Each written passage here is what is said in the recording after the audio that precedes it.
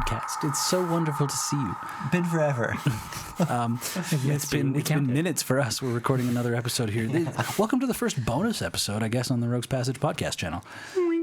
We just had so much shit we wrote down, probably because we've been filling out. We usually have like a Google document going. I'm Tanner Cherry, by the way.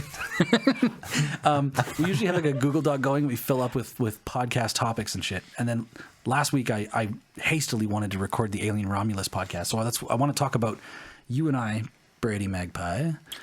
And sorry, I'm trying to segue into introductions. Hi, I'm Oz from the Wonderful Wizard of Oz, and I'm just tickled pink to be here with the rogues, as I am a rogue in addition to other types. Yes, formerly an intern, but that status changed immediately. For one, the coffees kept sucking, and I was like, okay, we got to do something. So either we hire him full time, and he might get some incentive to make some positive change in his life and make some better coffee. But here we are. Make better coffee. I don't drink coffee. Yeah. I railroaded the whole schedule by talking about Alien for an entire thing. And we do our podcast bi-weekly. So technically that means like it was a month worth of writing shit down here, right? To talk about. Lots happened in a month, guys. Like we just finished doing an entire video talking about cool cards in Outlaws of Thunder Junction. One of the things I didn't get to talking about was how many fucking set codes are in that set. We'll get to that. I would love to talk about Alien Romulus because I very hastily, I was like, we need to record this podcast talking about this film that's coming out before the leaks get to me or before the trailer drops. And the trailer dropped 2 days after we recorded. And so I released that episode technically of us talking about the trailer before it existed, but the trailer existed at that time. And now, all this time later, I'd love to talk about what you thought of that, Brady, and what I thought about that. And then we saw Dune Part 2 in there as well. Like, I want to nerd out about so many things. It's been, there's a lot to talk about. Well, a lot to talk about with Dune. As for the trailer, I have blissfully forgotten most of it. Ooh. I remember some facehuggers jumping, and that's where my memory, frankly, shutters off because, I don't know, I have this, ever since Gandalf, or not Gandalf, Dumbledore. Ever since Dumbledore died and everyone just decided to announce it in Harry Potter. The spoiler. The first time I ever became truly, viscerally aware of spoilers. My brain has done this weird evolution of sorts over the years in which my ADHD, I suppose, just works hand in hand with how little I remember everything. And you seem to actively repel information, right? You're just like, I don't want to hear about it. I just want to go see. Yeah, no, as soon as I don't care, it's in one ear and out the other. And for me specifically, the reason why first impressions are so important to me, I was born and raised on Aliens. Not Alien, but like my older brother, when he was in his teens, when I was literally a child, would watch that almost every other day. So I got exposed to it in weird ways. Honestly, I would love to have my brother here to chat with you about Aliens because he grew up with it, like eat, breathing, and shitting that shit.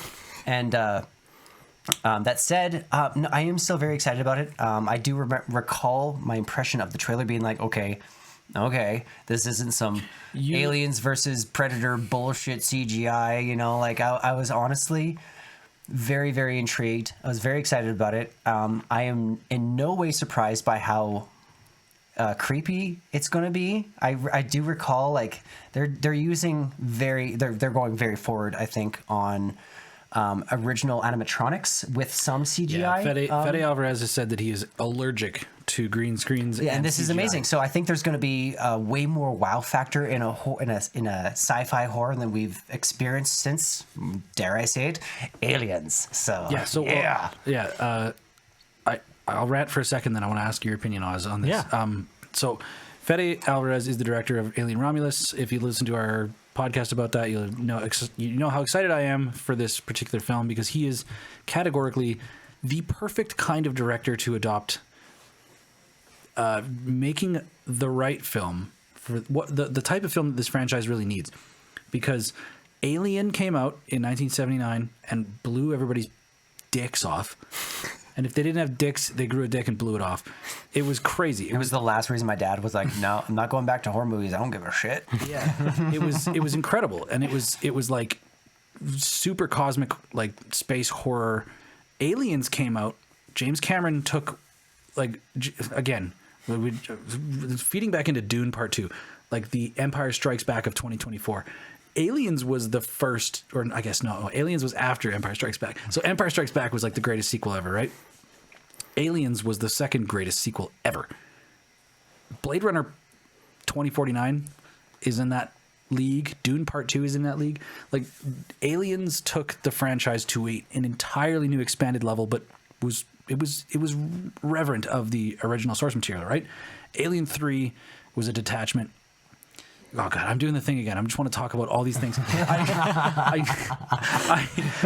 Alvarez, I'm sitting here being like, bro, pick a topic. What do you want? Fede is really a big fan of the first two movies, and he wanted to make a movie that was had the feel of the first two films.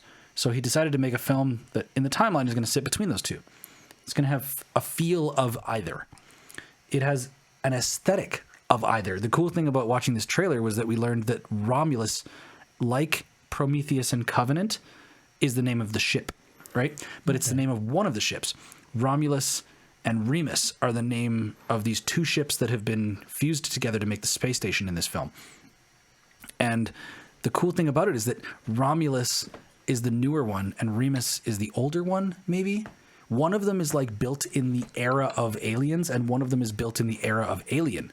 Like, the film takes place in between, and it's like showcasing the level of technology, like old technology and new technology, and making a space station out of both. It's like the most beautiful, like, marriage of the two movies. Is it macro futurism still? Cassette futurism, yeah. Cassette futurism? Yeah. So, but the cool thing about that is that the ship that is styled like Alien is like that. The ship that's styled like Aliens is a little more modern, right? That's cool. It's showcasing the fact that there's like, and this is the cool thing. Technological progression. This was one of the biggest things about that people were so pissed off about Prometheus and Covenant, is that they were supposed to be prequels, but they showcased way better technology. Well, I mean, there's a lot to dissect when it comes to Prometheus and there is Covenant. But in regards to the technology, it, like, Fede is actually trying to repair that injustice by saying, like, hey, the different years and eras of technology of space stations were built, they're still in operation, right? In Prometheus,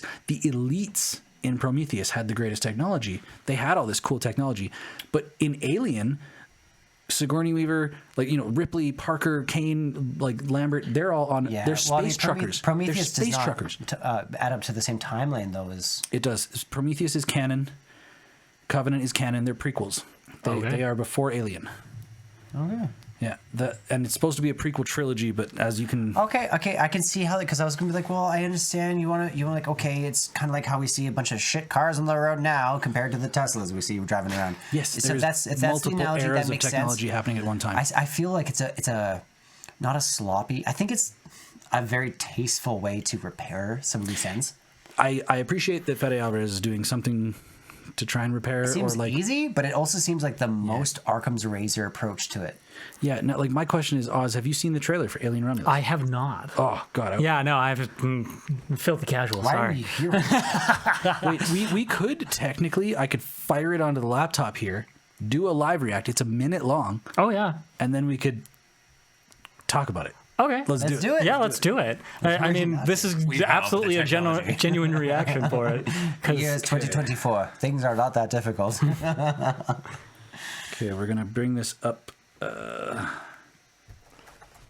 So, honestly, the way that you guys have been talking about it, though, it kind of reminds me, and I hope that it actually gets as much hype as Rogue One for the Star Wars series. Ooh, so Rogue where One. it fits in right in between the series, so that it actually makes something that is going to.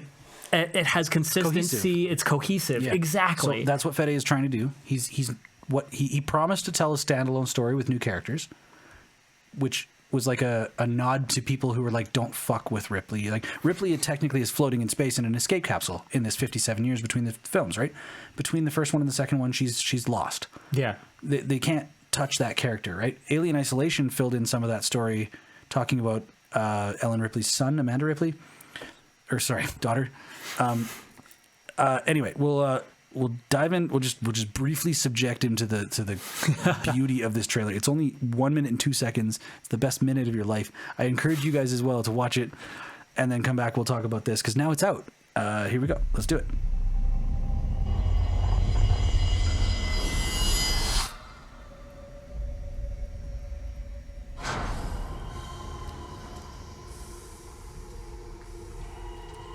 And Evil Dead. Oh, I mean, God. I'm so excited about that. Sorry. Fuck your closed captions.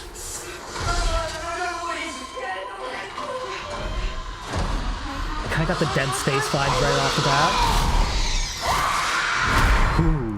Run. That's what I remember. Right there. The jump and chase huggers.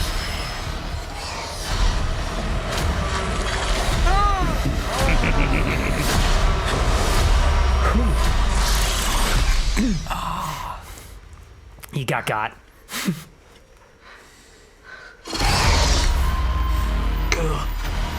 goosebumps all the way to my balls right now. It's so goddamn good. It's so goddamn good. Okay, so we're getting another full trailer here coming up soon, right? That is the teaser trailer. And the teaser trailer has, if you freeze frame every shot, every scene, there's so much to get from it, right? If you want to go through a deep dive, I don't want to see it. I don't want to see any other trailer. I can't. I personally cannot. my blood is literally boiling right now in the best way. Every time I watch that trailer, which has probably been It's one of those things that you're like, I want to see more, but at the same time, I don't want to spoil it. I want to see this thing fully. Oh man, I did the same thing for Dune 2. I am very proud of this because we've already been talking about Dune 2. Somehow avoided every single bit of media surrounding that movie. No trailer, no clips, no nothing, no Hollywood exec interview with the cast, not a single fucking dime. And I'm so grateful because I appreciate that. I Well cried done. multiple times in the theater. I cried so. I was moved to tears on my second viewing multiple times. I did this a lot, like while she's just like, Yo, I'm gonna open this episode with Worm Ride from the original soundtrack. It's like the best it's like my favorite song right now. The last week and a half, I've been finding by who is this? I want to find this right now. So Sardaukar, bam, right here. Sardaukar? Sardaukar. Yeah, Chants Sardaukar is the ambient. Emperor's military. Yeah, so Lost Stargates on Spotify. If you want to find them anywhere else, I'm pretty sure they might be everywhere else. But they do authentic Sardaukar chanting, and it's I've been falling asleep to this like a fucking weeb, and I'm not gonna lie. It makes my dreams Makes have been me feel wild. things. No, my dreams have been wild. Sick. Yeah, so we'll wrap up with Alien Romulus, and we'll push over to Dune because I want to talk about that too. Romulus, I've been an Alien geek my whole life. It's the pinnacle of my nerd obsession. I can't get enough, and it's been really hard, right? Because like what was it? Alien Resurrection came out. I was still a kid. That movie slapped. As a kid, it was like, dude, it was the first time I got to see an Alien movie in theaters. Ripley being all badass. Yeah. Oh, yeah. Dude, one of my favorite lines from that movie is like when all the shit goes down and like what's his name? The guy that plays The scientist? no, the guy with the scar on his face or whatever. He's like really rough and like rugged. Oh, What's his Ron actor's name? Perlman. Yeah, Ron Perlman. Fucking Perlman, the legend. Ron Perlman is like he's like freaked about like what's going on. He's like I heard you encountered these things before, right? It's like, what did you do? And Ripley's like, I fucking died. No. It had a bit of like a tasteful comedy to it. Motherfucking Brad Dourif in the very last one, he was like, Oh, yeah. You're a beautiful butterfly. 13-year-old me did not need to see that. I mean, I'm glad I did. But holy. that would have been a moment. Right before the newborn ate his face off. I love Brad Dourif too. The man who was the voice of Chucky. If you know Child's Play, Really? I didn't as know well as that. get this, Yeah. and would go on to become Weeble Wormtongue in Yes, Lord of the Rings. Yep. Yeah. Yeah, he's very, very talented actor. Apparently, and get this, he had something to do with Dune. Yes, Really? he was in the. He was in the. He was one of the Mentats in the David Lynch film. David Lynch. That's why I don't know Yeah. it. Yeah, that weirdo. Yeah, the David Lynch film is. The Stanley interesting. Kubrick of psychedelia.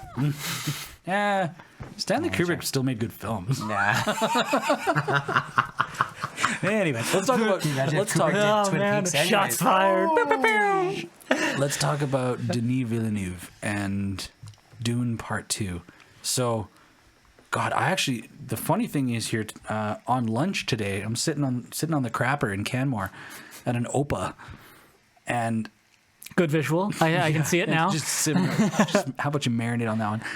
I was watching this video of somebody talking about how the third part of this film is maybe not guaranteed to happen. Oh, really? It's not the third part, sorry. Dune Part 1 and Dune Part 2, which have been released, is the first book, Part 1, Part 2. The first book was called Dune, right? So that's why it's Dune Part 1, Dune Part 2.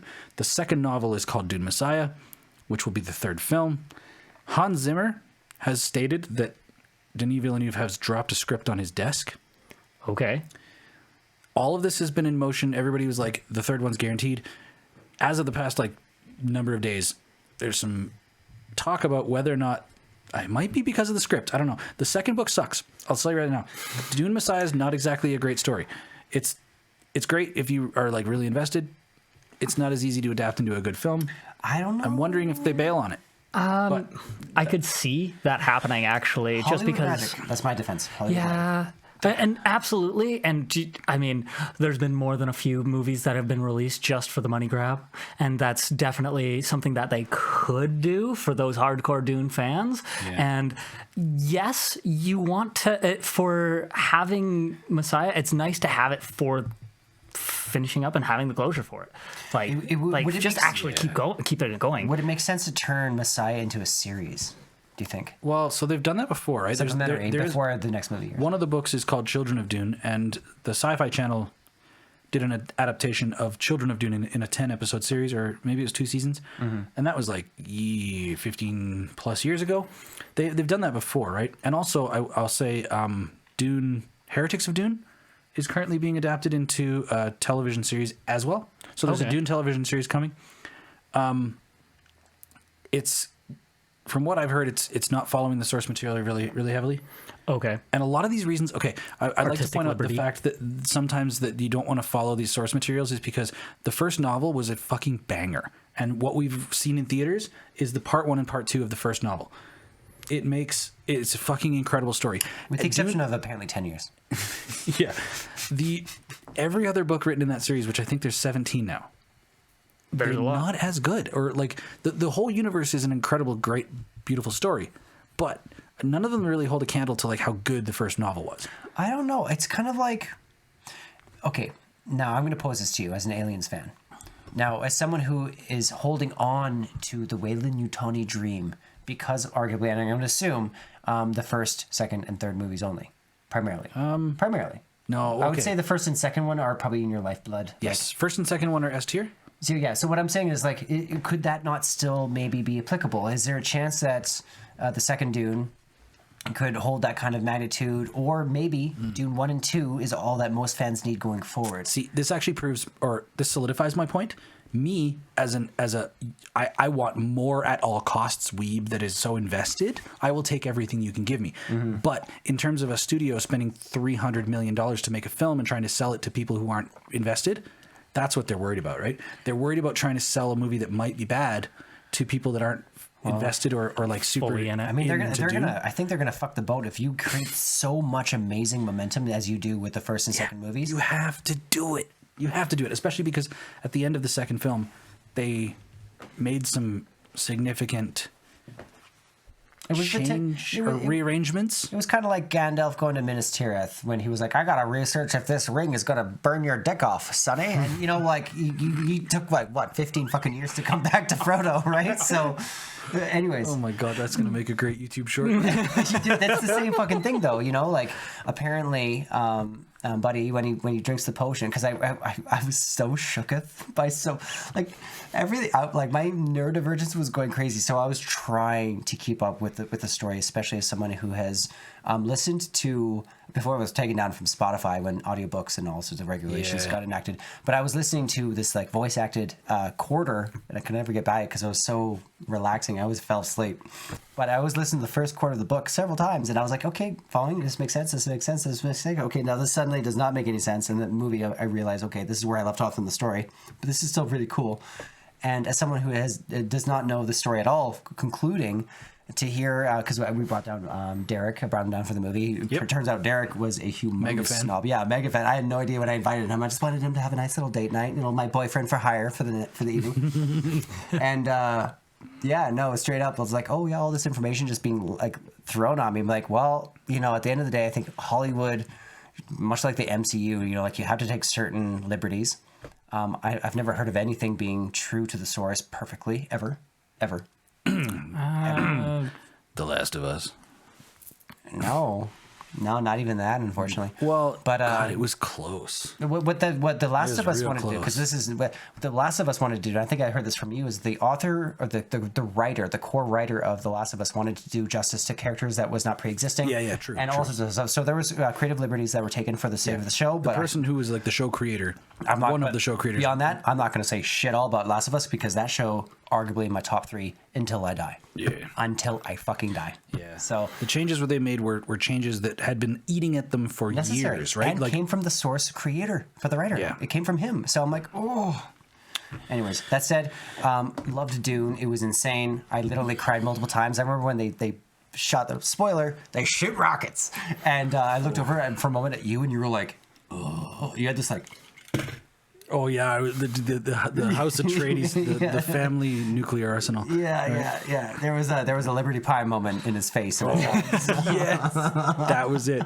That and the Emperor's ship, like the Emperor's like spherical fucking chrome ship. Yeah. Oh, there's the cinema. There's I can't remember. I think it's a YouTube channel called Every Frame a Painting, and it very much like analyzes certain films where like you could stop a fucking film at any point and analyze how beautiful and how like the composition and the lighting and it is.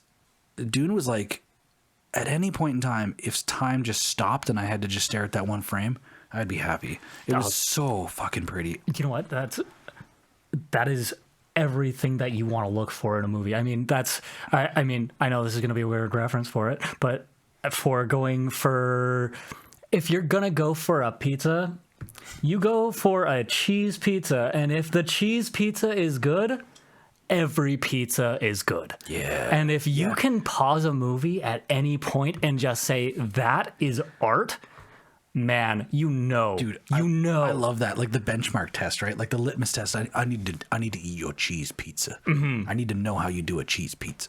Exactly. And it's like seeing the Dune movie just be like the Dune movie being that cheese pizza that is just perfection.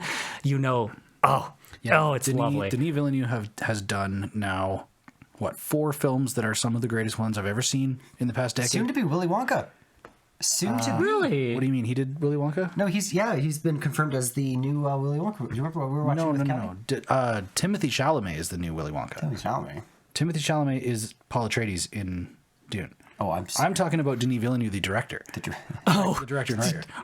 The names sound identical. Forgive the HD; it's in full crank. No, Denis Villeneuve is the director, and his life's passion was to do Dune, but he also directed Blade Runner 2049 and Arrival.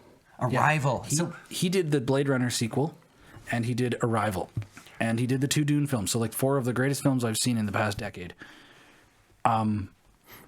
Arrival was a mindfuck, and it was also very like just pretty, like, oh.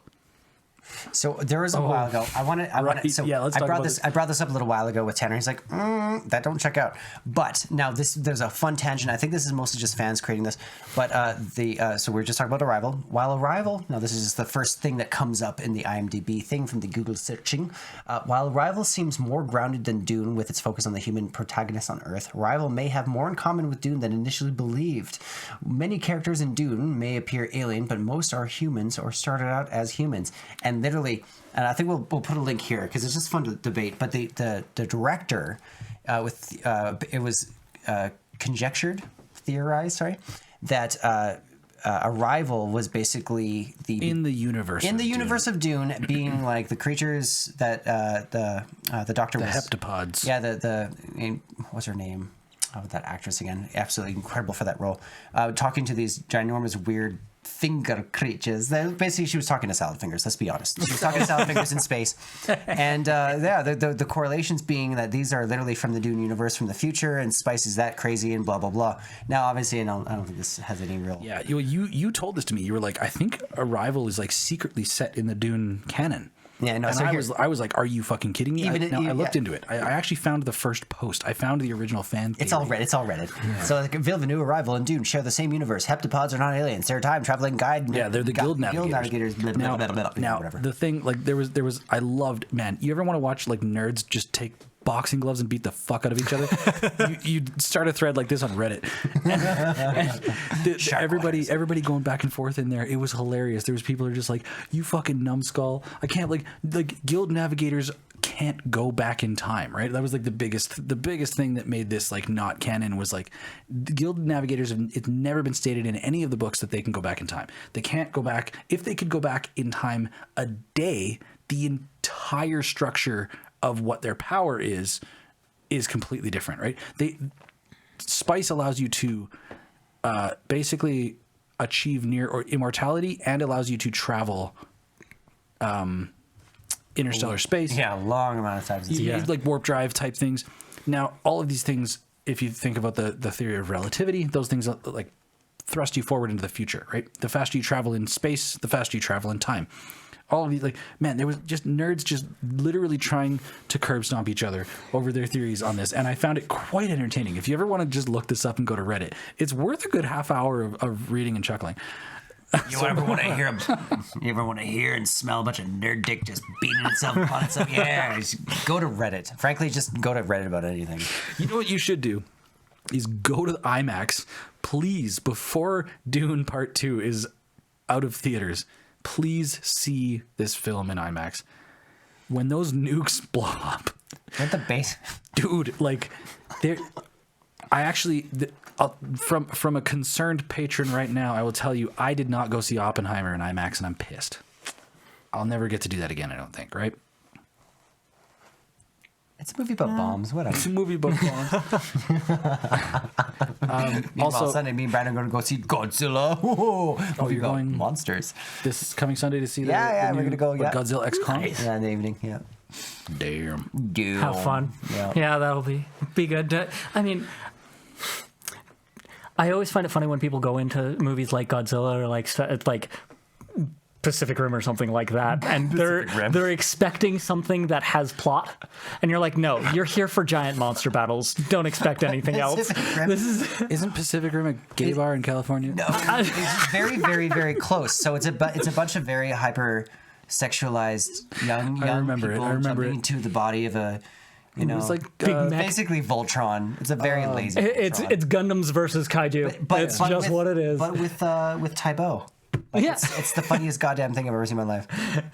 Yeah, let's all do this at once. You know, it's bad. It was bad. Yeah, I mean, it's bad, but you're not going there for expecting a good movie. You're going there for monster battles. Who directed it again? They were really trying to ride on the coattails of Michael Bay with his freaking Transformers movies. You're like, oh yeah, big movies, Michael Bay, big robots. People will buy it up. They're smart. At least we got kaijus in that movie. That's all I gotta say. Big crab monsters, at least. That's it. Well, I hope you enjoy your baby monkey thing? Drama. Yeah, Baby monkey drama? Yeah. with Godzilla or no Kong with the big power fist with the Nintendo Power Glove. It's like me and Brandon go see King Kong. We come away, but like we accidentally saw this remake of Gorillas in the Mist, and really, really upset with life right now. Speaking of Sigourney Weaver, wasn't she in that? Yeah. I said she's one of the most depressing movies she's ever been in. I think ever acted in. Yeah. Frankly. Gorillas in the Mist. True story. All right, let's move laterally to another topic that I've got written down on this long list. Oh God, I got to look this up. Actually, I wanted to I guess we're taking this back to a Magic the Gathering spot. Thunder Junction set codes. I want to do this just as an informative thing for people.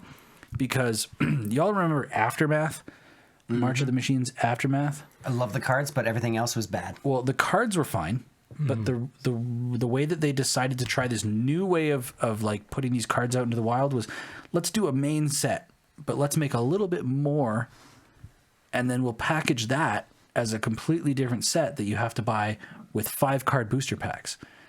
And so if you buy a box of it or whatever, or if you buy 6 packs, what happened was you ended up just getting like a horrendous amount of duplicates, right? There's only like 50 cards in the whole set and 5 cards per pack. And it ended up being like this it was a really poor delivery, and it flopped really hard because of that, which actually might make the cards more expensive because nobody fucking opened it. Yeah. Because the minute people started to open it, they were like, this is bullshit. Just buy it on the secondary market. There's a high finesse to making a booster pack and making it fun to open, not only making it fun to open for people, but making it profitable and organizable to open for stores. And here's another thing. Let's say you made a master set and you charged $5 for it, for the whole box, right? Let's say in the box is 36 booster packs, or 24 usually in a master set.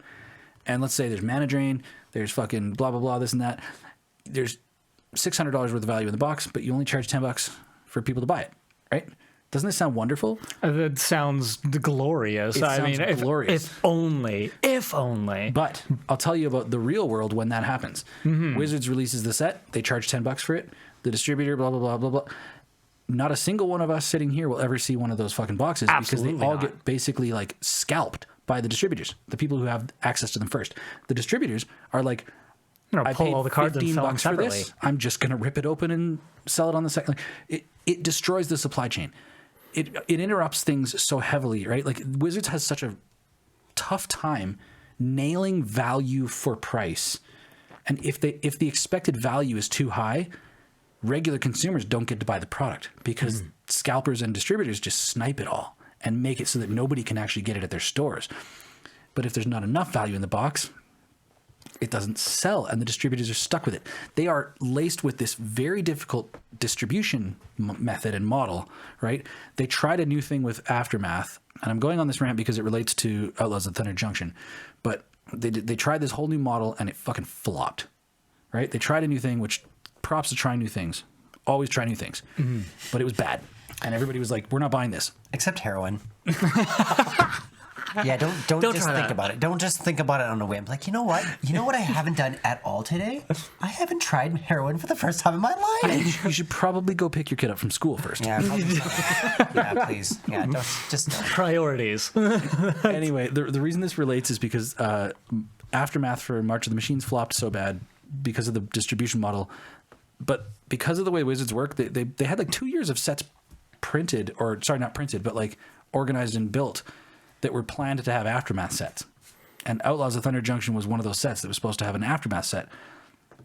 Now, is that why there's so many legendaries? No, it's just that's still just in the main normal set. So here's the weird thing. So are we going to have an Aftermath set for the Thunder Junction as well? We were, but because that failed, they then basically... Do you know how some packs... What was the one that had the Multiverse Legends? Do you remember that one? It was March of the Machine, wasn't March it? of the Machine. Yep. And there was one card in the back of each pack that wasn't standard legal, yeah. but it was from a whole other sheet. It was Commander legal. It was whatever, right?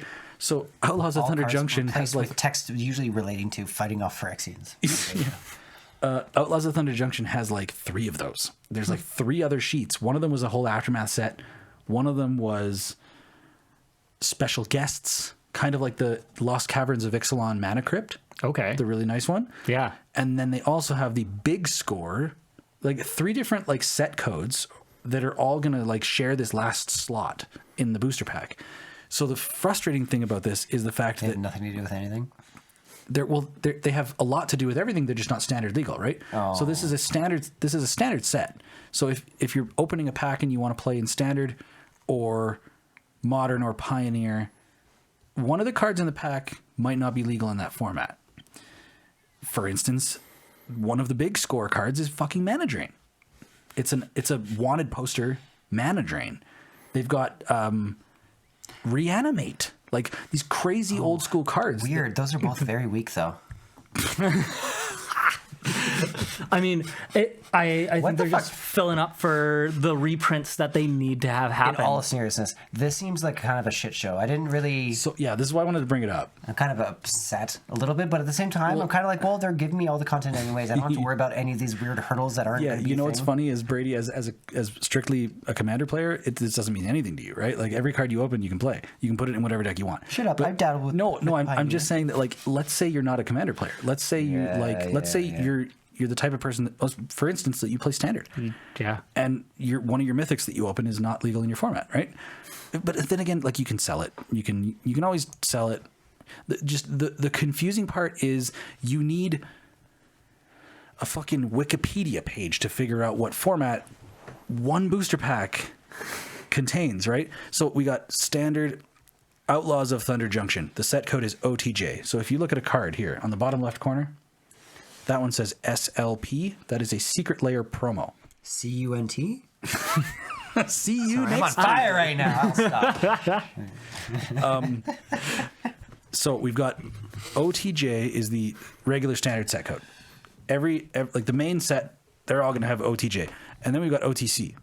Those are like basically, now that we've got like a new type of booster pack, there's like a slot for cards on the list, and there's a slot for cards in the special guests, and there's a slot. So you're gonna have like you open a booster pack from Outlaws of Thunder Junction and potentially have 3 to 4 different set codes, which is strange, right? There's OTJ, OTC, SPG special guests, OTP is the breaking news, and then there's BIG, the big score, the vault set. Like, it's the weirdest thing, and I don't know. Like, I know that they had a failure with Aftermath. I don't know if this is the way to. I guess this is the way to do it because it's just one fucking booster pack. It's all just in one pack. I'm unsure. Like I see it on both sides for sure. Because when you have, like, for being someone, I don't like playing I don't like playing things that are in rotation. I don't like my cards being knocked out and not being able to play them anymore. I mean, not to anybody that plays it, that plays the standard and goes through the rotations. All the power to you. If you love it, do it. Yeah. But at the same time, I like being able to play all of the cards. This is why Commander has risen to the top. Exactly. Because it's the legacy format of all cards. Every card ever printed. Cards? Question mark? Because Commander's number one. Yeah. I mean, Looking at you, Dan. Love you. And so, being able to get things that are not just from the set and having a little bit of a surprise for it, yeah, great. And for me personally, I find that awesome because I can find things that are not from the set, and if it doesn't work for me, you know what? Yeah, go sell it and pick up the money so that you can buy another pack. And they did this when they introduced the set booster, because it used to be just the draft booster was the booster. Mm-hmm. It was a 15-card booster pack. Magic, every set just had the regular booster pack, and then they were like, what if we made a collector booster and a set booster and a draft booster? And a lot of people got confused because they were like, well, wait, I saw this card spoiled on the internet. What booster do I have to buy if I want to get that card, right? And that was the confusing part. It was no longer now, I want to buy Ravnica, or I want to buy World Wake or whatever, and the cards in those sets are in those booster packs. Now it was like, well, which pack do I have to buy if I want that card? And they took that feedback and they've pared it down a bit. Now, set boosters are gone. Mm-hmm. Draft boosters are gone. They fucking slammed those bitches together at 195 kilometers an hour, and now it's called a play booster. So the set Best booster, of both worlds. the set booster was meant to be like more exciting to open. You could get a foil in every pack. There was 2 or 3 rares, and there was a slot at the list or whatever, right? Like you get a random card from ages ago. Yeah, and that was a means to reprint cards that they didn't have any other place to reprint them. Right. So it was a means to like bring more of the old, like it was a good idea, but people were getting confused with like what fucking cards are in what set or what pack. Right. So they were like, screw it. We'll just jam everything back into a play booster.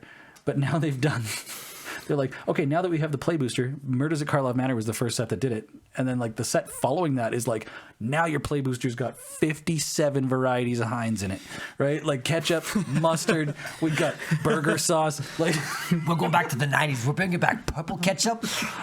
You know that shit that causes cancer? Oh my god, yeah, that was ridiculous. Yeah, you got to get your jam and peanut butter all in one jar. Oh, this is a great time to bring up the 9 layers. Australian cool, we got Vegemite. It's all good. It's a great time to bring up the 9 layers of jazz sandwich. You ever want to do just like the crazy sandwich is going to mess your head up? You take one piece of bread and you do 3 vertical stripes of 3 different spreads, right? You can do peanut butter, marmalade, raspberry jam, and then you take your other piece of bread and you do horizontal stripes of 3 other different types. Honey, whatever. You do your things, and then when you put it together, you have 9 unique quadrants of flavor combinations. It's jazz. I've never tried that, and we're going to be doing that soon. Every bite is an adventure. Yeah, I've actually never tried it myself, so we probably should. Maybe that'll be like we want to do a Hot Ones episode for like the old cooking. Well, we have the last dab upstairs. We do have 2 or 3 of the Hot Ones sauces.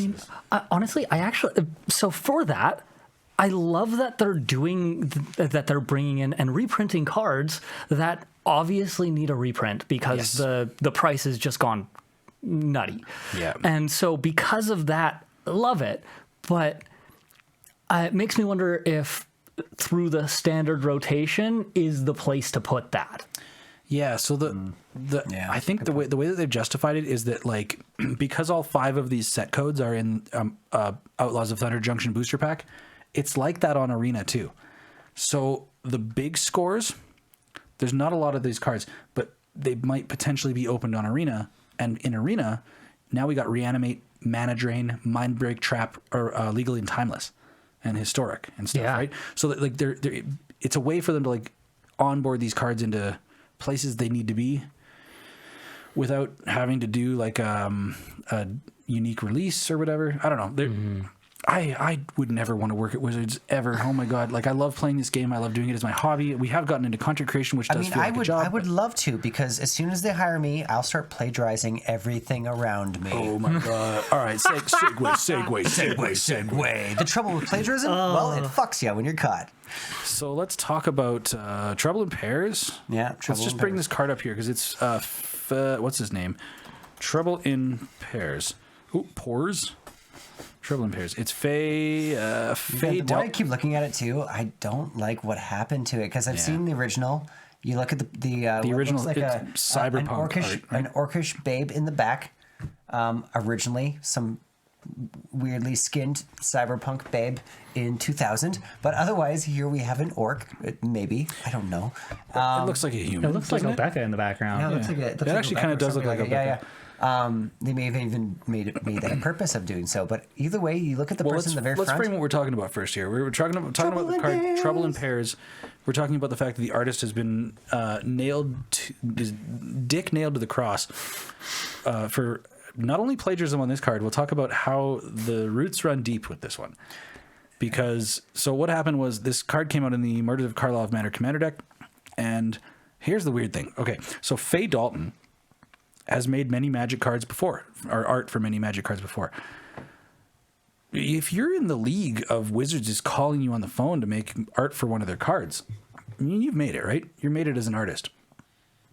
So usually if you're making a poster for someone's wedding or for somebody's living room, go ahead and plagiarize or whatever. If you're making, don't plagiarize someone else's work for a card that's going to go in print in the millions. For eternity. And worldwide. Yeah, worldwide forever. For eternity. You're going to get caught. You know, Yeah. The worst part about this is that they plagiarized an artist that also makes Magic cards. Like, I can't remember. Otherwise you caught it up. Yeah. I can't remember the name of. And there's no way that you can get away with it. Like, were they just trying to skirt it under the rug? Is that So it was this character here on the right. You'll see it on screen on the YouTube. This character here on the right, and the archway behind them, and the stairs, and this whole the whole background and this character were all from a piece of cyberpunk art from 20 years ago okay? for a novel or something. I think it's more than that. It's like 24 years. Yeah, but the artist who did that also is a commissioner, or not a commissioner, sorry, a subcontractor through Wizards of the Coast and makes Magic cards as well. And that artist was just like, Excusez-moi. what in the fuck? And because of this, Yeah, do you have the other artist's name up here? Because we got to give... Can we just, okay, for a moment here, just real quick introduction. You'll notice the person in the front, okay, the detailing on this person's particular face is horrible. And then you go to the one in the back where they've clearly plagiarized some of the original detailing. Yeah, all the same lighting colors. And the lighting and the detailing is phenomenal. It looks so clean, but then some of the armor on it's been obviously kind of like superimposed. Do you see what I mean? Donato Giancola is the artist that has been plagiarized. And Donato Giancola. Now, the funny thing is, so this happened, right? And then Wizards made a statement. They're like, yeah, this is bullshit. Like, you essentially, your career's over. Well, you can go ahead and write book covers for whatever. I don't know. Like, little fappy clappy covers for your middle-aged moms. Good for you. Yeah, but you're not doing art for Magic anymore. Yeah, you essentially were like working for the highest bidder in fantasy art in the world, and you screwed up your career. Shot yourself in the damn foot. But then shut your dick off. 2 hours after this article came out, people did a whole bunch of cross-referencing on previous art images. So this artist, Faye Dalton, also did the... did you guys see the baseball card, like the rookie card, Secret Lair Planeswalkers of the Gatewatch? No. Oh, I got to show you this. Hold on. Please. Oh, no. Baseball card, secret... Oh my god, I can't type. Secret Layers. So there was an Ajani. They were actually super dope, right? I'll bring up Garruk here. They were double-sided planeswalkers, just like a regular baseball card would be. You'd have the card on the front, and then you'd have the stats on the back, right? Right. Like so this was Fall Super Drop 2023 Magic the Baseballing. It's super cool, but the uncool thing about it is that Faye Dalton did the Ajani, and like they're super cool. The Secret Layers are dope, but I guess like this whole lion face and head, people Google searched lion face, and like the first thing that came up in Google was the piece of art that he plagiarized for this one, and it was, and then they just kept going, and it's like, oh yeah, this person just got like deleted, and like it's Fay Dalton, is it? Yeah, Fay. More plagiarism uncovered by. Oh yeah, look at that. Yeah, you've got the side by side here. Oh no! Oh, you gotta go continue. Oh jeez. Yeah. Oh, that's so, bro. What? Can you stop fucking your own bed? Like, bro. I mean, when So, you're an it's artist, tragedy. that's what you're expected to do, is to not plagiarize. You're supposed to produce original content At least for Faye it. Dalton here did the most realistic response, which was hide from everyone. Whereas the Yeah, guy they who deleted did, their Instagram. The guy who did Wayfarer's Bubble was like, whatever, man. I knew it. Yeah, that's right. So the guy that plagiarized the Wayfarer's Bauble in the Commander set for Lost Caverns of Ixalan, his response to Wizards was, he's like, everybody does this shit. Like, I do this to all my pieces. And so, like, That's unacceptable. this is 2 in like 3 or Lost Caverns of Ixalan, Murders of Carlins. So it was 6 months, 2 in 6 months. I do like even Fane the Broker. The first time I started thinking about this, like Fane the Broker looks remarkably like Tom Middleton. Yeah? Yeah, like him. I'm going to have to see it side by side, yeah. Fane the Broker. Oh, yeah. Do you not see? Oh, yeah. Tom Hiddleston? That is... Absolutely. Hiddleston, Sorry, Hiddleston? which Loki, actors? the actor. I'm seeing... Oh, okay. Yeah, Tom Hiddleston, absolutely. No, now here's the thing. There is an acceptable level of not tracing or copy and pasting, but reference imaging. Mm-hmm. There is a very acceptable level of reference imaging in the art world. True. That's what I've learned through all this. But I mean, What's that one but Rihanna- what's that one Rihanna there's a looking certain card point that- where you cross that line, like Yes. with Ellen Page shoot. It's like my favorite game, and you just talked about it being on the movie. It's Last of Us. oh, The Last of Us. Yeah, Ellen Page for The Last of Us, and she, Ellie. yeah, for Ellie, Yeah. it just like you take a look at it.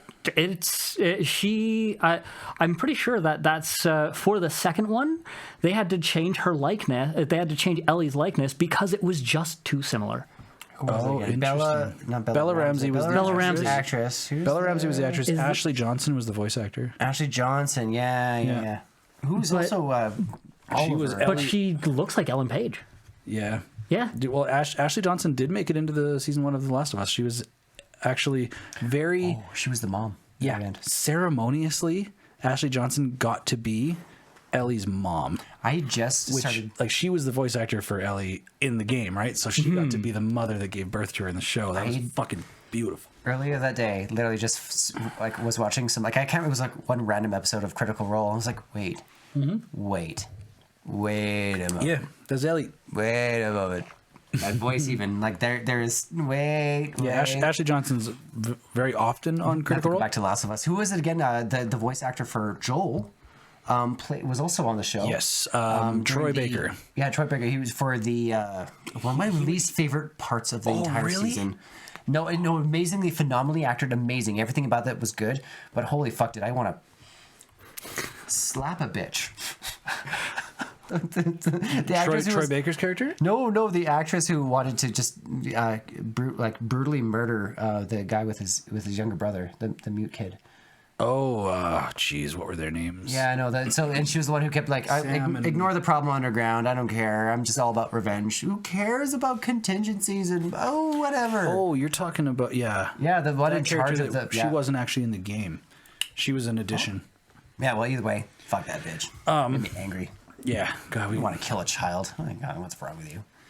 talking about shows with Game of Thrones characters and actors and fucking. I don't get to say which one, but I get to work on another one in in a week. I'm going back into the film industry. Yeah, and that's exciting. And that's where we'll stop talking about it. Yeah, I'm not allowed to tell. But yeah, I am. I'm taking on a job. I'm hoping I'll be on for. That's your hint. We've done this before. No, yeah, I can say that I worked on The Last of Us. Yeah. That was ages ago now.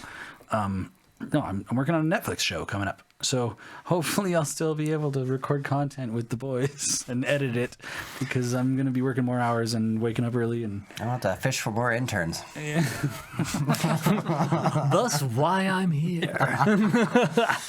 we need so much help. Yeah. Anything else? I don't know. I Brady, mean, you none had of a that a little- white padded room couldn't fix. I mean, I have some things around about what's our time looking like.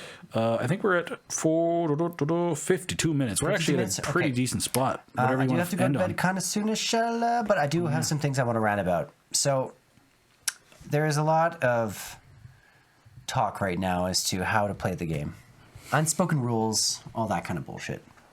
Now, what I want to start curbing for people's attention is the possibility of people, like-minded individuals, primarily, gathering together to say, screw that, and revel in their evil, mischievous bullshit ways. And honestly, y'all, there's a place for you in this world of Magic the Gathering in which you are permitted to exist and share your opinion comfortably. Maybe not with everyone else around the table. Maybe not with most people anywhere. Yeah, by yourself in your closet. We're looking at you, Turgrid. Toxroll, oh god, every other staxy piece of shit card in the game. But you know what? Own your power. And, I don't know, be more fearless about approaching why it is that you don't care about people's feelings. Because you know what? That is valid. It's valid. Okay? Own your power. That's all I gotta say. That's all I gotta say. A bit of a hot take. Brady, I appreciate you speaking to my heart. I mean, you play land destruction. I play hand hate. I love I love stealing things. And I know that everyone hates that. I have a deck that is land destruction and hand disruption on a mass scale, which I'm pretty sure that the command zone just said that I'm a piece of shit for that. So about a solid I'm hour and a cool. half of I'm that. cool for that. That's I'll take it, and you know what? I will run that piece of shit is- flag it is a bit of as a hot far take. as I can. It is a bit of a hot take, but the amount of horrible explanations I've heard over the years as to like why you're playing Ineaz the Gale Storm, or why do you play Toxroll, or like literally like fundamentally, sure, it's kind of like, well, if Wizards didn't make this big fancy gun, I wouldn't want to play with it. Sure, yeah, sure. That's 100% accepted. Okay, that's also part of the question. Why would you want to play with a gun like that to begin with? Like, you know, that's it. That's all. I'm not saying to not do it. Honestly, like I just said, own your power. Have fun. Play Xander. I don't care. Make it good though. Make sure it can fight off everyone who hates you. I got a question, and I guess maybe think about this quite a bit because, right? I think, man, the reaction to someone having Xander or Toxrill in the command zone versus if they draw it from their library and play it is vastly different. Oh, 100%. Oh, yeah. Right? 100%. And that is the interesting thing about Commander. I'd like to point out I'm going to say failed attempt at bringing the Commander thing, because Commander's so popular, they wanted to be like, well, why don't we just put Commander in Standard? And they put Companion in Ikoria. And it was like, yeah, now we can make it so that people playing Standard and Modern can have a creature in their command zone, basically, which they did a very clever way of doing that. You had to have it in your sideboard. And when you start the game, if you have a companion in your sideboard, you can then move it to the companion zone, right? It was like this little workaround. It fucking ruined competitive formats. It literally ruined. From the weeks following that, it was like, it didn't matter if the companion was good. It was just, well, cool. Now, if you're not playing a companion, you're the sucker that's only playing 7 cards in your opening hand. When I'm playing 8, and I get one that synergizes with my deck that I have every game, all the time. If it's the Kahira, the Selesnya one, it's like you can only have this in the companion zone if all the creatures in your deck are of these creature types. Well, cool. Blue-white control doesn't play any creatures. I'm just going to put this in the fucking command zone or the whatever, and I just have an 8th card in my hand every game. And it was the imbalance of having the consistency of being able to cast that card every time on turn 5. You know, whatever Toxrill or whatever's coming down on that turn, every time.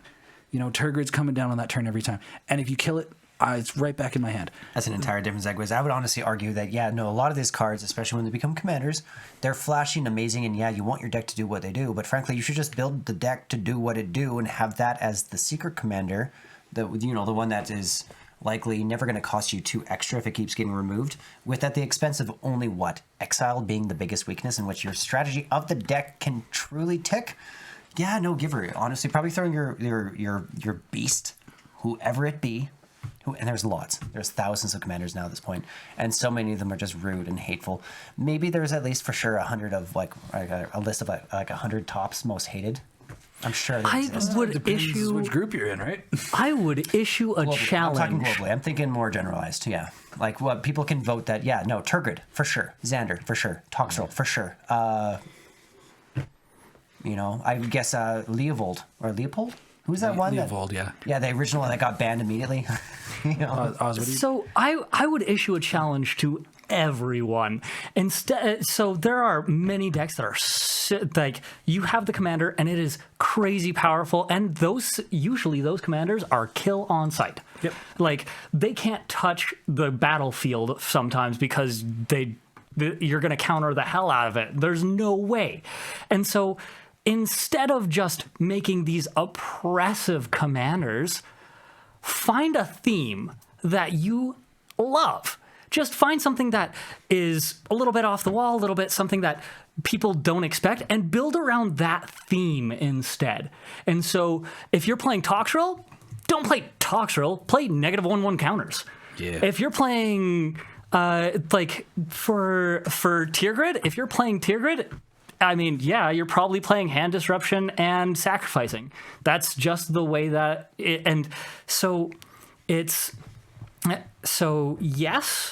gonna make something that is powerful and impressive, but you don't want to build it around your commander, because honestly, and more times than not, with those sort of oppressive commanders, you won't get to play them. You won't get to play. You yourself as a player won't get to play. It's kind of like, oh, you're the kind of person to play that. Well, you're going to be gone. Player removal is the best removal. Bye. That mentality is going to come with you no matter what. Which is why I'm saying be fearless if you're going to play those commanders. Definitely try to be accountable. Especially don't be like, oh, this is the reason why I built this for this X and Y reasons, because largely a lot of the time people are just like, well, I had a lot of bad times with some experiences and I just really wanted to make a deck that really, exemplified my inner emotions about how much I hate humanity. And unfortunately that does kind of show.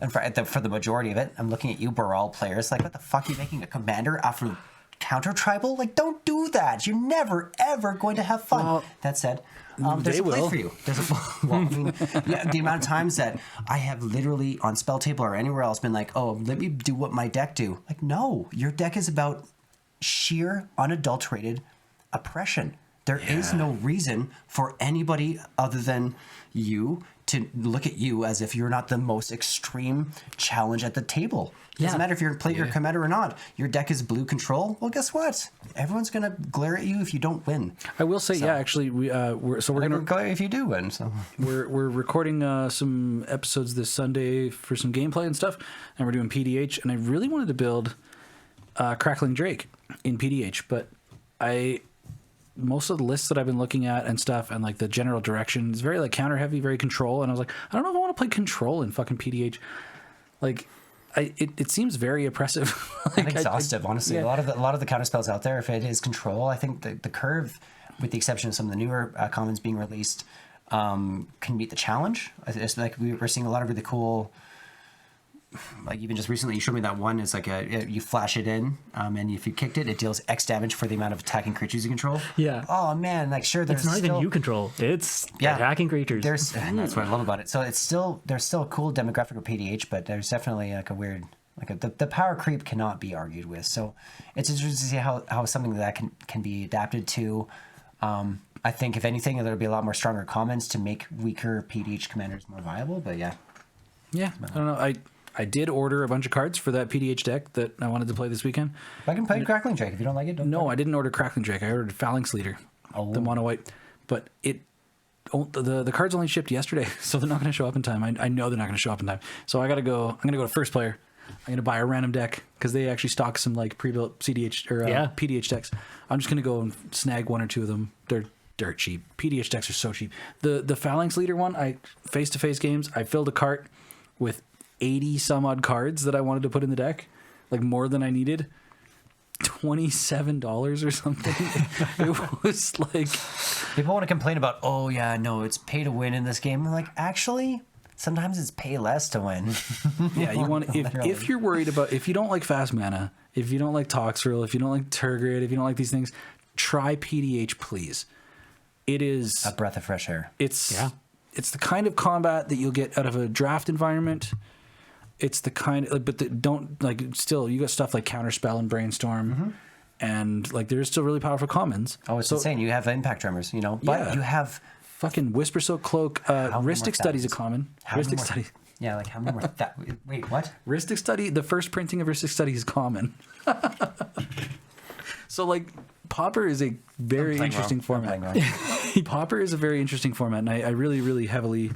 recommend that you try it. If we haven't sold you already, we're talking on top of the thousands of pre-existing commanders, literally like legendary creatures in existence. You open up the uncommon creatures. Yeah, only so many in the dawning age now of reprints, where many of them have been produced or printed as uncommons, with all pre-existing uncommons creatures. Okay, in the game we are talking. Any uncommon creature. Oh, I almost said in the hundreds of thousands, but that's just what it feels like. Yeah. No. There is a lot. Like, I've definitely seen what, someone 25,000 Magic cards out there? 25,000? So what? Unique? You have like 14,000 something commanders, probably, something like that, right? Like, I know it's thousands. it's insane. Over 10,000. And I mean, guarantee over 10,000. with PDH, you don't have to make it it doesn't have to be legendary. Yeah, no, you open up a lot of options. Oh, yeah. I think PDH, I've heard it said somewhere that you have about 4,000 options as commander. Yeah. So I know that's got to be a little... I believe it. Probably, I don't know if it's the same or more. Anyway, it's fun. It's great. I do think we should move this towards an end step. Absolutely. And wrap this bitch in paper, ship it off, send it to the post office. And get the fuck out of here like a tree, right? Yeah, Boondock Saints. Make like a tree and get the fuck out of here. I was just talking about that fucking movie the other day with the really scene where he hits the table and shoots the cat. His gun goes off and the cat just explodes on the wall, and then there's like this big pause, and they're like, "Is it dead?" Yes. Beautiful movie. All right. Thank you so much, of course, for listening to the Rogues Passage podcast. All of our silly bullshit and us ranting about Turgrids and Trax Reels and... How many times did I say Toxrill this episode? I want to know. At least 5. Yeah. Thanks for indulging our nerdiness about sci-fi and nerd Dune alien stuff. And you know what? Anyway, I love you guys. Beautiful. Get out of here. See you Realizing later. you don't have a glass. Here. Screw that guy.